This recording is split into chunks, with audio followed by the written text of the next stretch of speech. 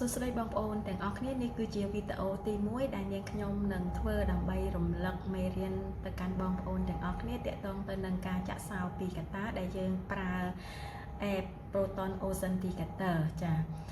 ដើម្បីឲ្យអ្នកទាំងអស់គ្នាអាចធ្វើដោយខ្លួនឯងបានហើយក៏ជាមធ្យោបាយមួយនៅក្នុងការជួយការពារនៅពេលដែលមានឧបករណ៍ថ្មីចូលទៅប្រើប្រាស់បណ្ដាញសង្គមរបស់លោកអ្នកដូចជា Facebook Telegram ឬក៏ email នោះវានឹង verify លេខកូដមួយទៅឲ្យអ្នកទាំងអស់គ្នាដឹងមុននឹងចាប់ផ្ដើមចូលទៅកាន់គណនីណាមួយរបស់លោកអ្នកឥឡូវនេះកុំឲ្យខាតពេលយូរតោះយើងចូលទៅអនុវត្តទាំងអស់គ្នា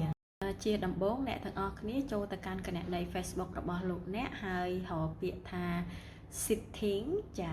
បន្ទាប់ពីលោកអ្នកយកពាក្យថា setting ហើយអ្នកទាំងអស់គ្នានឹងចូលទៅដល់ account center ចាយកពាក្យ account center នៅខាងលើហ្នឹងបន្ទាប់មកទៀតអ្នកទាំងអស់គ្នារក password and security ហើយយកពាក្យថា two factor ទៅចាបន្ទាប់ពីចូលដល់ two factor ហើយយើងនឹងឃើញ Facebook account របស់យើងដែលប្រើជាប្រចាំហ្នឹងយើងចុចលើនឹងមក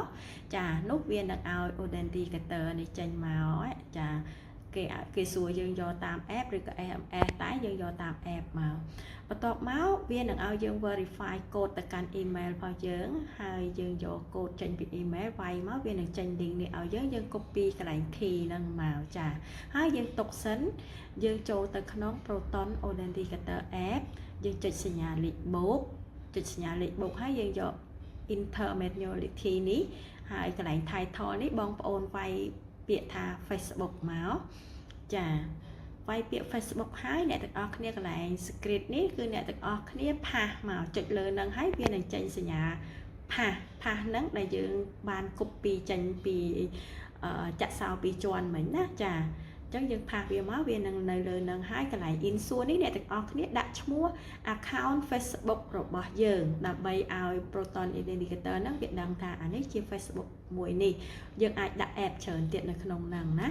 អញ្ចឹងកន្លែងខាងក្រោមដែលខ្ញុំគូសនេះកន្លែងមាននាទីអីនេះអ្នកទាំងអស់គ្នាមិនបាច់បំពេញទេអញ្ចឹងក្នុងនេះវាដាក់ឲ្យ6វិនាទីវានឹង generate លេខកូដឲ្យយើងម្ដងហើយយើងចុចសញ្ញា save មកចា